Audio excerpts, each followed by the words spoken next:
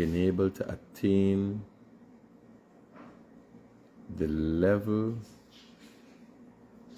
of achievement and accomplishments that President Ali has been able to do. Now, much can be said about Forbes Burnham. Much can be said about Chedi Jagan. Much can be said about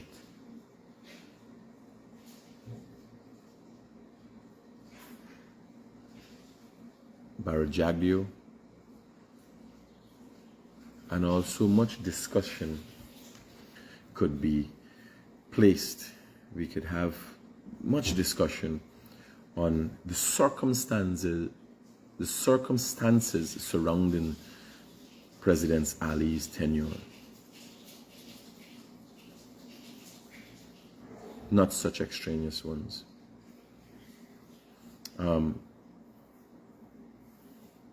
But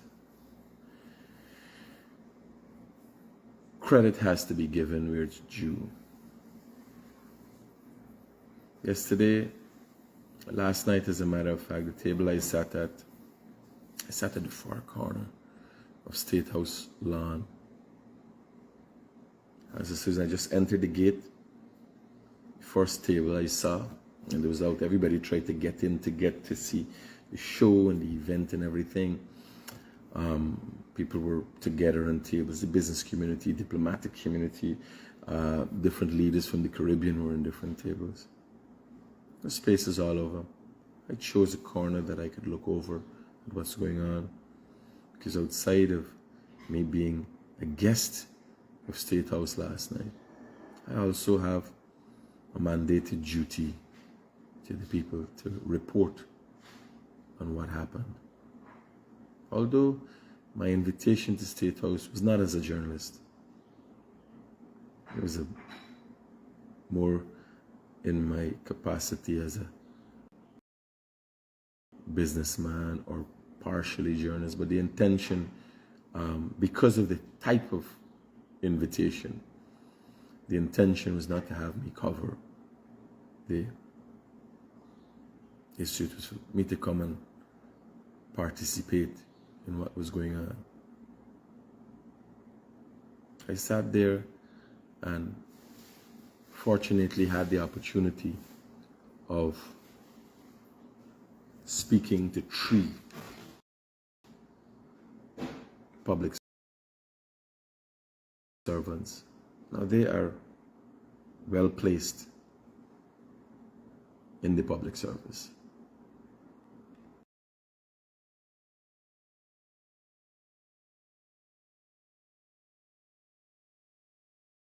It's not your nurse or your doctor or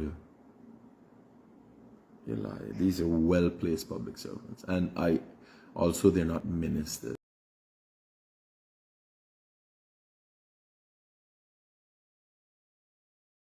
These are more political in nature, ministerial positions.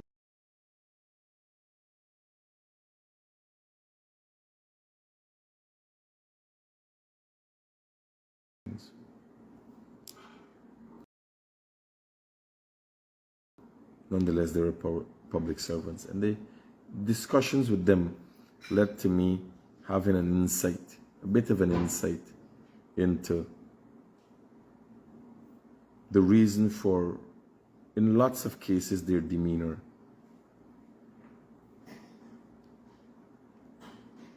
Right? Natasha, good morning. Natasha Lee, Natasha Carrington, Radhika Singh, good morning. So the internet seems to be planning to shit on me today. And you see my demeanor, you see my calm demeanor. It's because of how I feel. I feel empowered, I feel good, I feel strong about what's going on. I feel proud to have had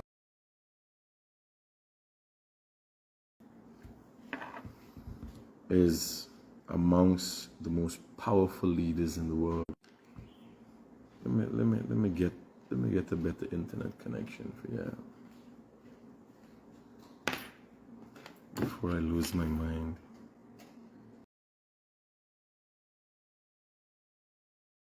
Yeah. So Narendra Modi, I was saying, is one of the most powerful leaders in the world. And I'm looking at him. I'm looking at the man. He was awarded one of the highest honors that could be awarded to anybody. Only afforded, I learned yesterday, to 25 living members. It's just 25 living members. He was given that award.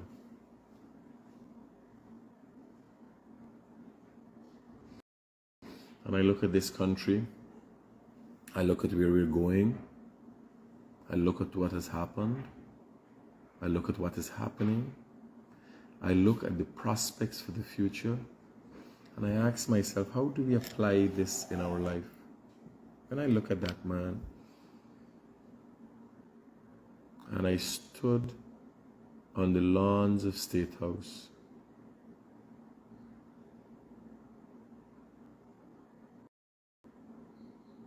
I'm fortunate to have visited India. I feel fortunate. I sat with some professionals yesterday, 3 to be exact, well-placed people in the public service. We were having discussions on different things, and they made me understand none of them visited India, by the way. Not to say they haven't traveled the world and seen things, but none of them visited India.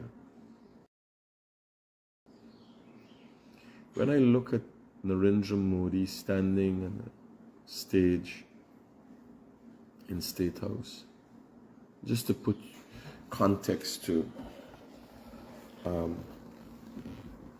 Prime Minister Narendra Modi, just to put context to who he is and what does that mean. When I look at him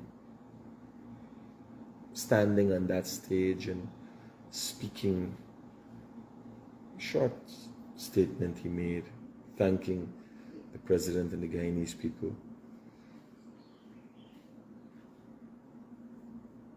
I remember when I visited India, I was fortunate to have visited the Taj Mahal, where a great king of the past built this massive structure because he had lost his wife, and his grief of love was so overwhelming, he built the Taj Mahal. Now I was there. You got to walk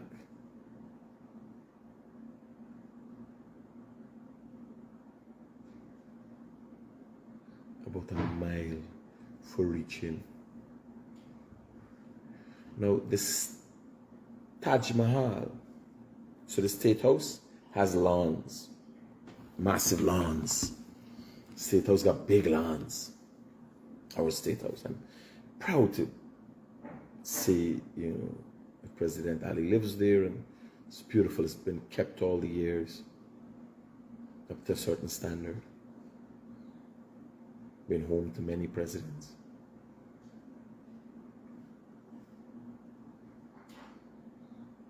Now, the Taj Mahal, where an Indian king of the past built to commemorate his wife and the grief of the love that he has for her.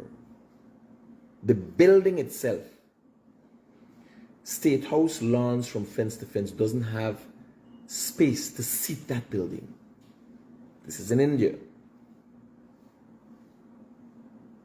There is no open area in the Taj Mahal compound, and there's sporadic spots, areas. There's no open areas in the Taj Mahal compound that you could say, oh, is a similar size to State House yard.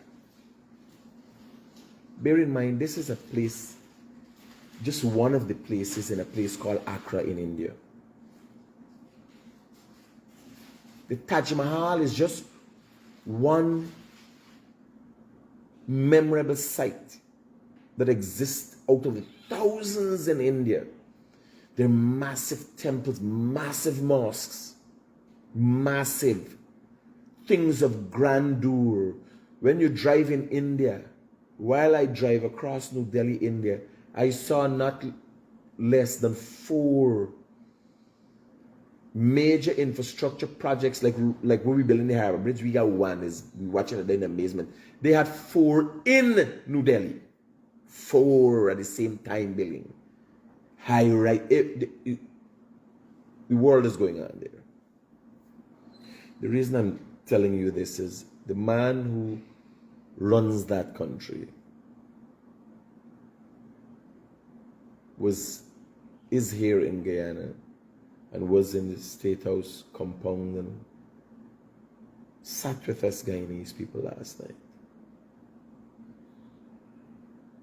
We who are just a speck of dust in the universe and just a little larger than a speck of dust on the planet. This is a man who oversees 1.4 billion people. Just to put it into context, 1,400, let's say 1,300% more people than our population.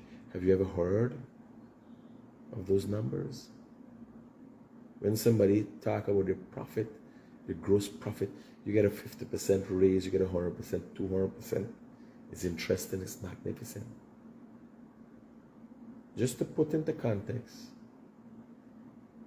India's population is 1,300 times larger, 1,300 times larger than our population. The Prime Minister for India is here and was at State House last night. It is an honor just to be in his presence. Now, from the political spectrum, nobody's perfect. Politics is not perfect, especially when your partners, their intent is to pull you down. Democracy is not perfect. Being there gave me an understanding of something. I asked myself, what interests does Narendra Modi have in Guyana? What's his interest? Who cares about Guyana? Who cared about Guyana before 2020? Nobody. And you have to apply this also in your life. There are people that are going to come and be around you and want to care for you. But I can tell you, it is something else that attracts them. No, this is not a bad thing. This is actually a good thing depending on the circumstance.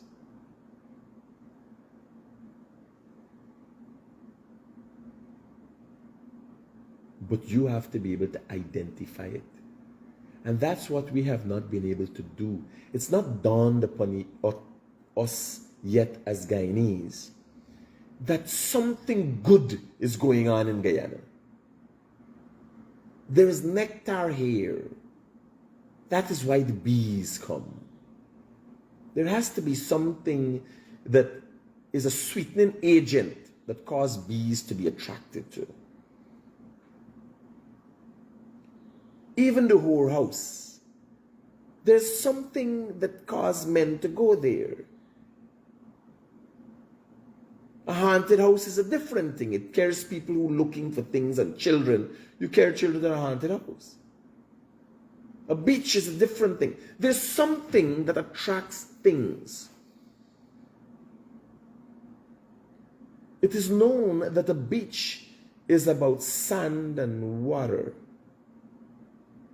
The most interesting beaches have certain characteristics like clear water.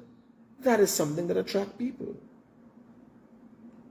Maybe the ocean attracts you because of its level of grandeur, and you go to the seawall here because with we muddy water, they ain't got nothing interesting and attracting in muddy water.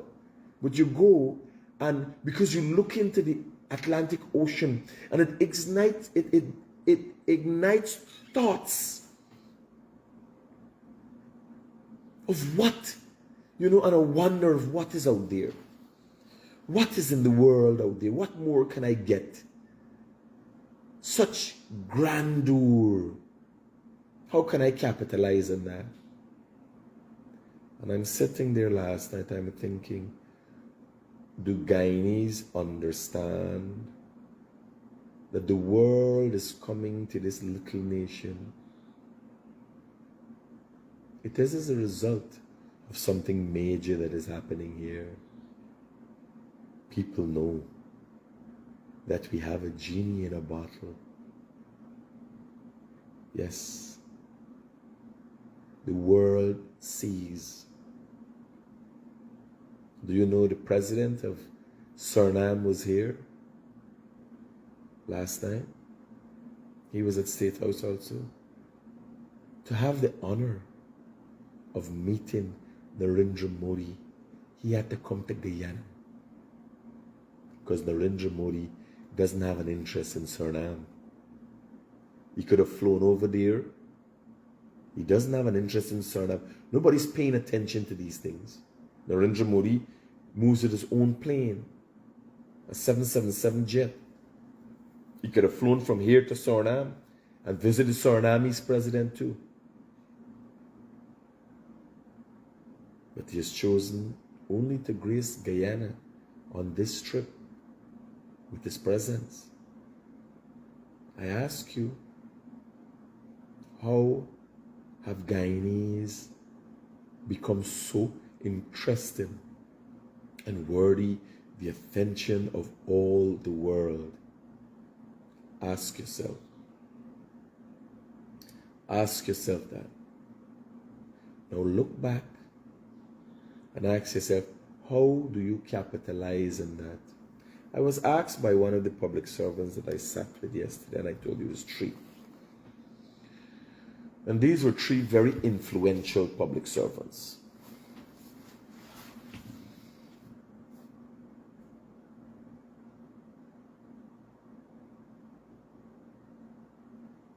I was asked by one of them, what excuse do poor people have now since the university education is free? I have no excuse. I will be seeking the furtherance of my academic skills. Since it is now free, I will be seeking the furtherance of my academic skills just to prove to people that I can do it. I will. I think 4 years of university could take my life in a manner or formulate my attitudes and mannerisms in a manner that would better serve me as I get older. Why I say so is that the university has a structure. It has to be part of a structure. And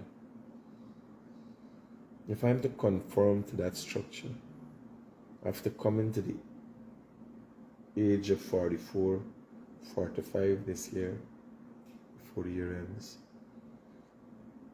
and living my life the way I've always wanted to, and then have to conform to a university's rule and structure, and attaining through all of this what people would have been dreaming. I'm viewing your program. Kindly requesting you to address the issue about the rush hour traffic in the morning and afternoon. The trucks is dangerous. Right, we can look at that. So Narendra Modi was at State House Lawns earlier yesterday, where he was with Jagdew and his kids. Beautiful. Beautiful. We gotta do an article and post it up. Beautiful. Not to stray away from the topic.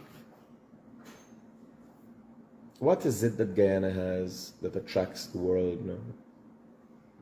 Don't be surprised that President Trump, in his next 4-year tenure that begins sometime in January, don't be surprised that he comes to Guyana.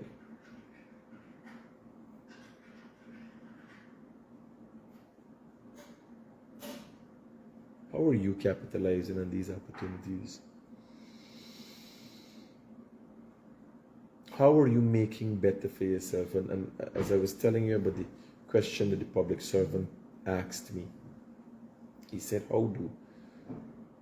what excuse does the poor man have now since university education has become free? And I say to you, the poor man's excuse was never the cost of education. The poor man's demeanor is not an excuse. His demeanor, what his problem was and is and continue to be, is laziness and an unwillingness to make the effort to thrive to new heights. My life and my existence and what I do, how I'm here, how I do what I do, is not without effort. My life is not without effort. Today I don't feel too well. Yesterday program at State House started at 7:30,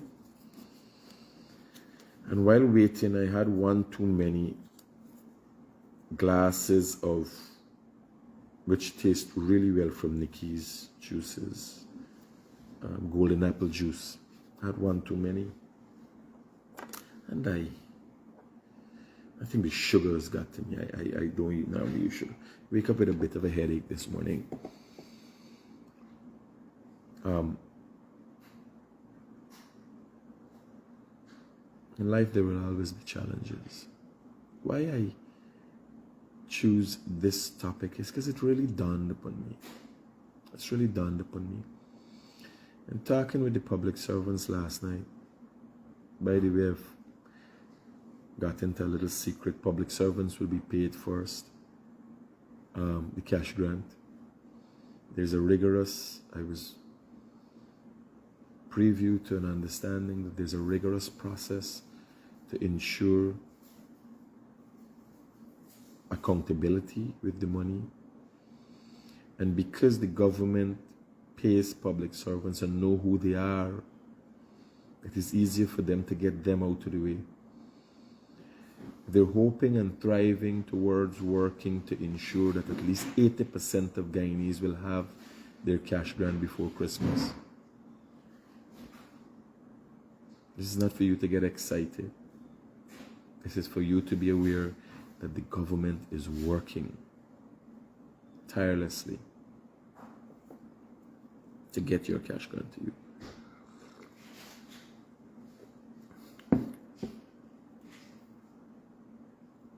Caribbean dreams are about you. Yeah. So I've been told that the verification process is continuing. Region 9 has been completed. And then the cash grant is going to be rolled out.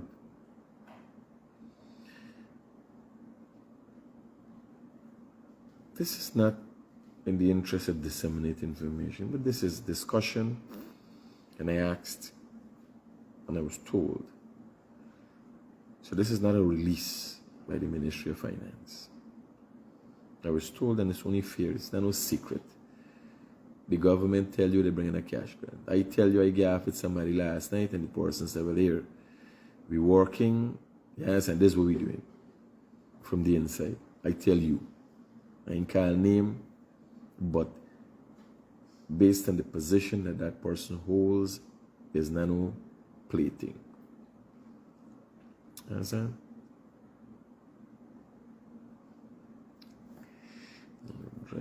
Yeah, it's fact, right? So, because a lot of people have been calling me, and I think the cash grant is being made out. Once they verify the people, the cash grant is being made out in a check form. So,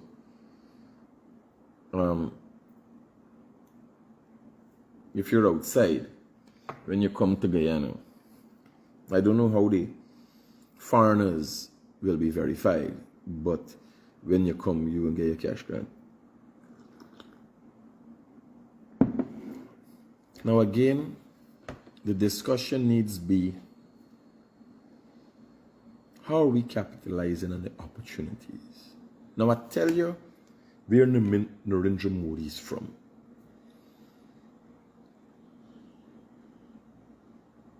India got places like Calcutta, Mumbai. I went to New Delhi. I went to Agra. Agra is a country area that got the Taj Mahal and things of grandeur that Guyana ain't got close to. India seem when it go there, largest democratic population, 1.4 billion people. It seems to have everything. What is India's interest in Guyana? You think Modi comes here because, oh, he heard some Indians, a couple Indians come here?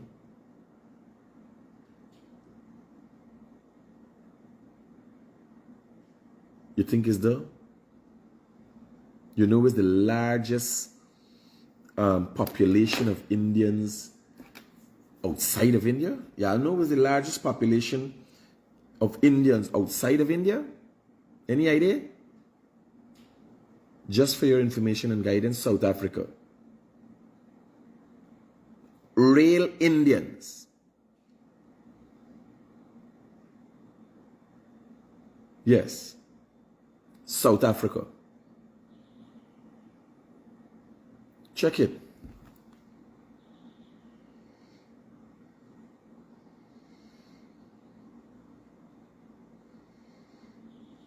What's the term to use if you're going to request Google?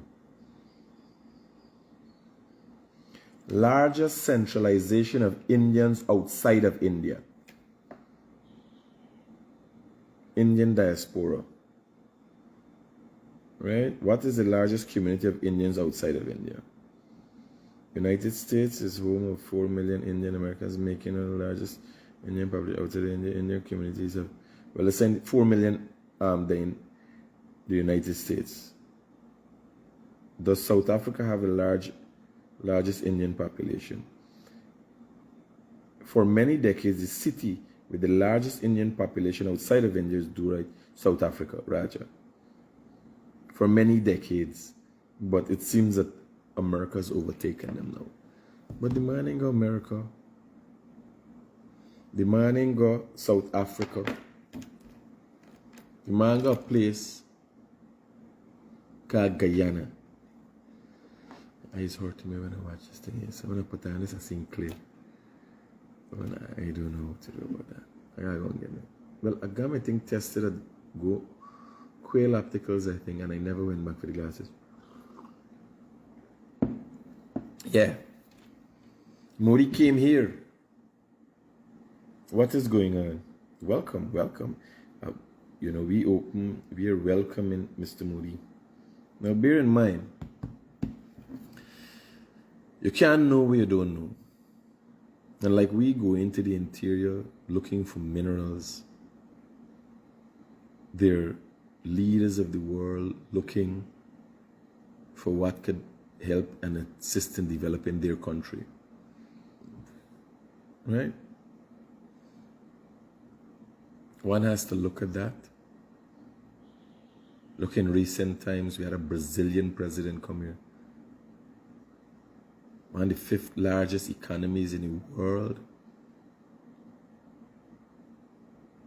Where are all these world leaders coming here? We gotta wake up. This game of politics that is trying to demoralize our people and bring our country down just because an opposition wants to play a political game. I don't know if the government would have invited the opposition to meet Mr. Modi. I think that would have been a good thing to do. But then again, for what? For the common tax cunt? If Modi asked them now, why are they so racist? How would they feel? You understand? For the common tax chippiness, knowing them, they can come and tax chippiness. And Modi never came to see them. In the Granger time, nobody came to Guyana to see anybody. Guyana was not touted in such a manner.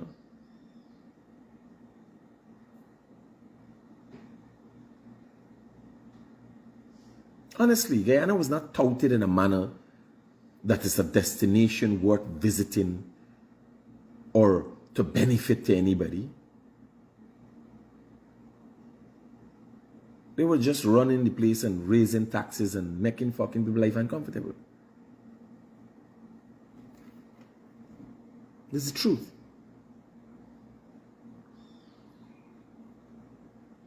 Now you have a situation and nobody's paying attention. I don't know how the opposition could come and try to bring disrepute to what this government does while the evidence is clear as day. The infrastructural development in this country is second to none in this hemisphere. Brazil, that is a developed country, has no city. I do not think in the whole of Brazil have 12 international quality hospitals building at the same time. It's the first thing. There is no Caribbean country or no country in this hemisphere that has at this time such an aggressive infrastructural project or infrastructural program. It's not a project, several projects. They have bridge, all highways, all roads, water, electricity, all at the same time. There is no other country in this hemisphere that is doing that. Look at the amount of world leaders that come to Guyana in the last 4 years. Our president has gone, sat on Hard Talk, BBC, and has represented Guyana well. Every major news outlet he has given interviews to. He's gone and met world leaders. He stood at the helm of the UN and speak on behalf of Guyana and represented well. World leaders are coming here. How can't we not see?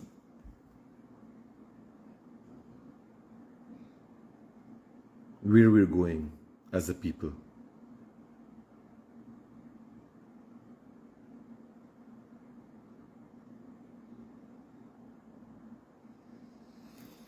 Tell me how we can see. Where are we missing something? Are we so blunt? Are we in such denial that we can't see that Guyana for the first time has an opportunity that needs to be capitalized on?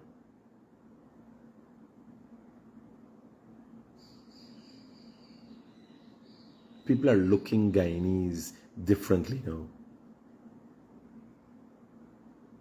Even when we're going to other countries, people are looking at us differently because of the fact we have attained considerable amount of wealth. They're looking at the prudence of our government to distribute that wealth. A French producer was just here. He did some videos with me. I think he did something with the president. He did with different business people. He did interviews with the opposition. Why do you think they're here? He was never here before. This man is of the age, maybe in his 50s. Nice guy. He's brought by a Guyanese. But why do you think he has an interest in Guyana? He wants to take back videos of Guyana and our oil wealth and how that wealth is being shared. Because bear in mind, if the wealth is being squandered, there's not much that could be benefited to even the people outside. But if the administration is prudent with their distribution of that wealth, accountability reigns, then investors could come and capitalize on the opportunities afforded them as a result of Guyanese having more spending power. They'd be willing to come and visit Guyana because they know that government has an understanding of what development looks like, whether it's bringing apps to Guyana, whether it's bringing financing to Guyanese, whether what it is. But how do you plan to capitalize on that? How do you plan to make better in your life of the opportunities afforded us in Guyana? How do you plan to do that? By the way, after we posted a video of the delinquent prison officer, let me see if I post the video and a thing again for you. Let me see if I have the. Yesterday I had to ask, while I was on my live, I had to ask the prison service for a statement. I think it was very timely after a few minutes after they issued a statement. Obviously, they can't muster up a statement in a few minutes after I asked. Obviously, so it was in the plan. And my asking just correlated with the deliverance of the statement or issuance of a statement. Let me read the statement for you. I don't know who does the PR for these people. 67-year-old minor charge, we charge for. 67-year-old minor charge, minor from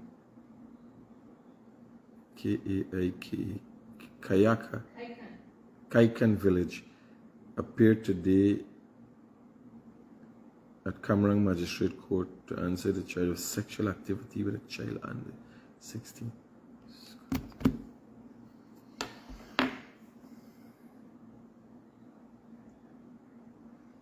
Is it a case that these Amerindian men have been doing this for so long they don't know? Do we need to go to these communities and educate these men? Are you trying to tell me a 67-year-old man has never read the news and is unaware that sex with a sexual activity with a child under the age of 16 and even under the age of 18 in certain circumstances, you can't have sexual activity with a woman in your care and she's under the age of 18. It also poses certain illegalities.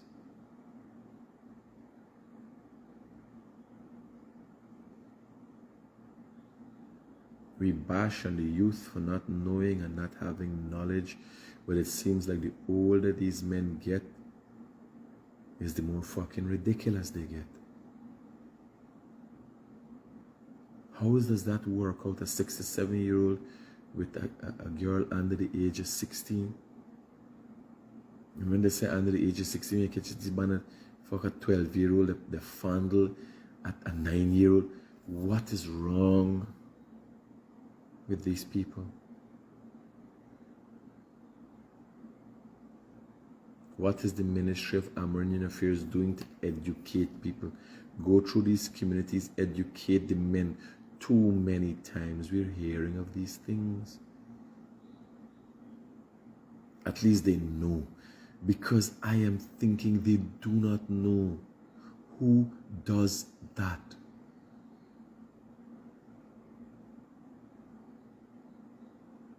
We're not out here thinking about that at 40. We're not. Oh, how does a 67-year-old man do that?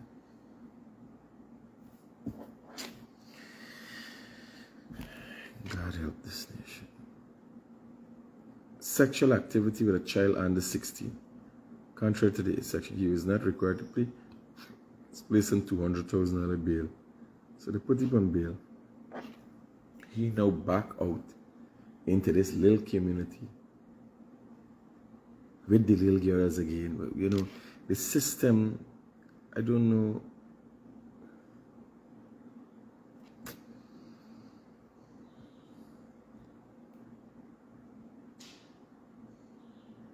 Gold miner jail for cocaine. Another man here wanted. Devendra Prasad, what he wanted for? Rape of a child under 12 years. What the fuck? And his birthday is 1992. He's only about 22 years of age. 1992. And 8 is 2024. So he's 32 years of age.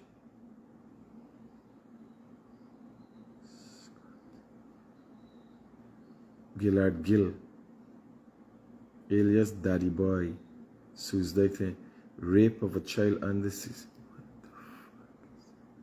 1995 he born.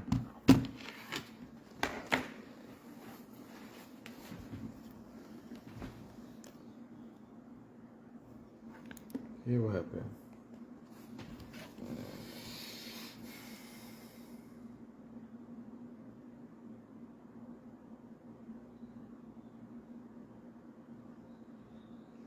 What kind of anger, ignorance, or evil has to be in you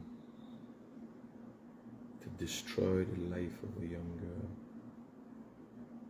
Now, just for the men who might be having the thought and don't understand the repercussions of your actions, if you're caught, you're gonna get jail. And I hope when you go to jail, they find out you're a pervert, they bugger the living fucking daylights out of you. Now the aftermath of your evil action is a woman that is damaged all her life. First thing, she doesn't know how to trust men anymore. Although she has to try to move on with her life and she wants to make children like every other woman.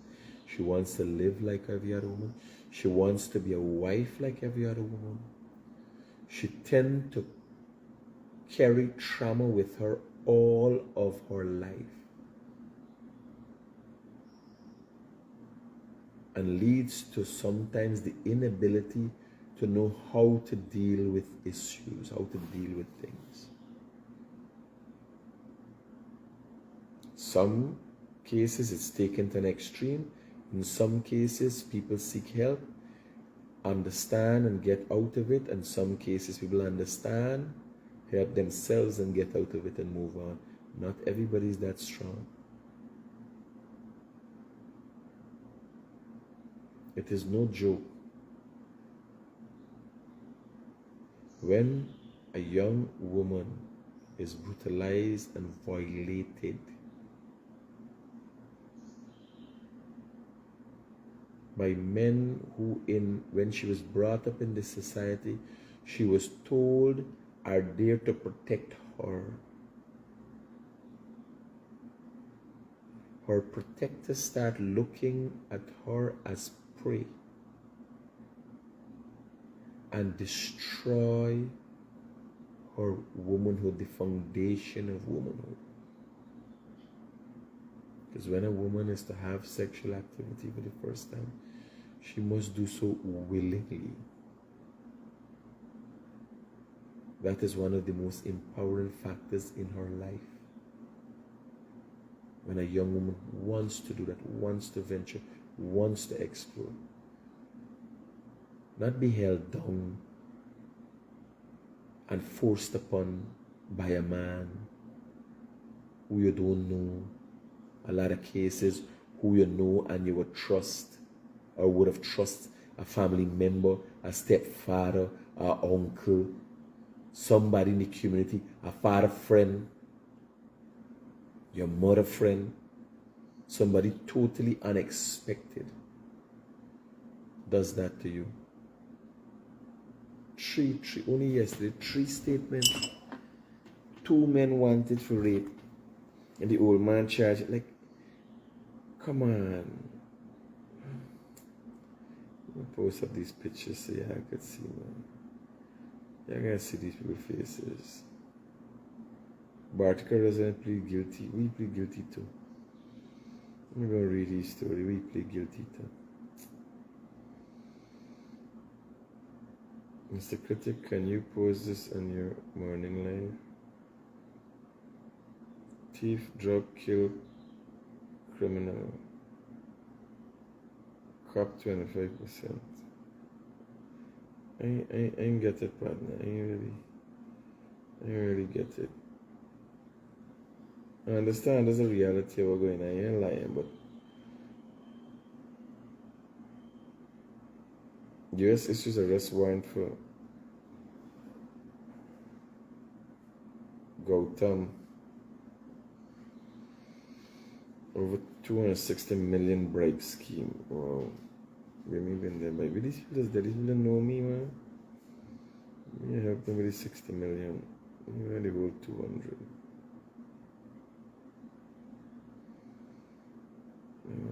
Is what they're going for do just now. And reading the I hear what these rape turn and them yet one of the things about masculinity, about being a man, is also being a protector. This man is this cockroach, this man is vile, buddy. And it's too much. You imagine 3 statements one time alone yesterday. 2 man wanted an old man, get charged. All of them for girls under the age of 16. Who fucking protecting the women, them, buddy? Who protecting the girls, them, buddy? With these girls' fathers, them, buddy?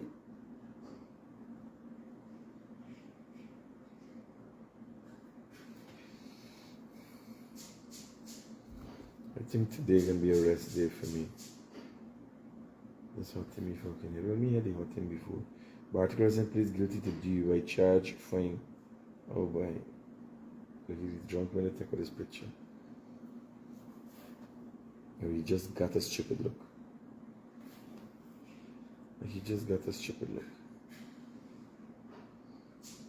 He ain't drunk, he just stupid looking. 50-year-old driver plead guilty. 50-year-old driver guilty, fined or 3 months in prison. He's 50.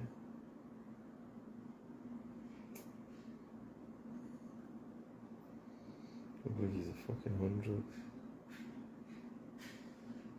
So I'm going to read the statement that the people then put up after we post the video. Let me get a statement for you.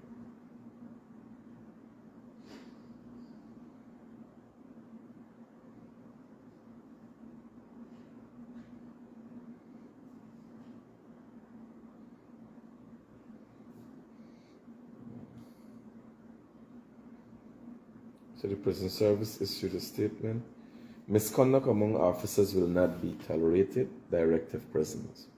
This is after we posted the video on my page and spoke about it yesterday. When I did request a statement, what is their take? The Guyanese prison service remains steadfast in upholding the highest standards of professionalism and integrity among its ranks. Directive presence has reaffirmed that any misconduct by officers will not be condoned and result in swift disciplinary action. This strong stance follows a recent incident involving prison officer Marvin D'Souza. I didn't know his name. His name is Marvin D'Souza, whose unethical behavior was widely circulated on social media. The senior superintendent of prison, Mr. Kofi David, acting officer in charge of Lusitania Prison, has been instructed to ensure prompt disciplinary measures are taken against Mr. D'Souza, who was operating the prison minibus at the time of the incident. Investigations into the matter also revealed that cadet officer Keon David, who held command responsibility for the vehicle, failed to exercise adequate control and oversight. As a result, disciplinary proceedings will also be initiated against him. Now, when they move in prisoners in a van, you gotta get an officer, you gotta get a driver. He driving like he fucking mad. The officer sit down in the vehicle and telling you nothing. So both of them. Director Elliott described the incident as regrettable and emphasized that the Guyana Prison Service is committed to fostering public trust by ensuring all officers perform their duties with professionalism and accountability. The Guyana Prison Service expects all of its officers to act with the utmost integrity and professionalism in carrying out their responsibility. Misconduct of any kind undermines the trust placed in us by the public, and will not be tolerated, stated Director Elliott. The Guyana Prison Service reiterates its commitment to upholding its values and ensuring that all personnel adhere to the highest ethical standards in the service of the day. The statement was a little redundant, you know. There's a lot of redundancy in it, saying the same thing over and over, but much respect to their response. This rape thing, these men raping,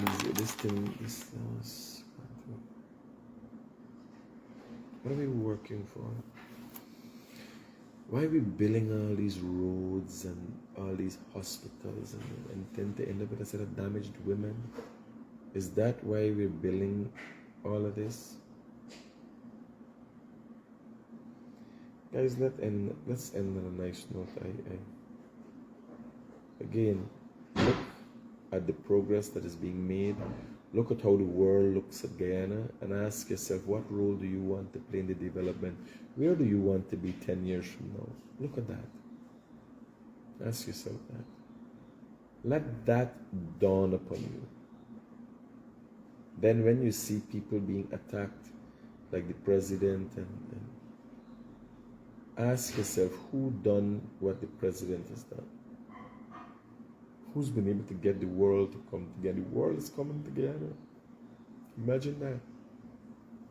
This little muddy water place on the northern corner of South America. Yeah. Narendra Modi is here. Soon Donald Trump will visit Guyana. Obviously, we got to carry Lusitania back closer to prison and Lee play some golf, because this we like. This is the only thing he would be interested in Guyana. If you've ever gone to America or heard stories about America, there's so much there.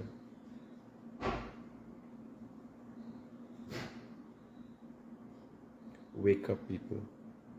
Don't be misled by politicians who continue to guide you in the wrong direction. Look at the direction this country is going. Look at the direction the leadership is taking it, and ask yourself which direction you want to go in. Peace out. Keep it real all the time.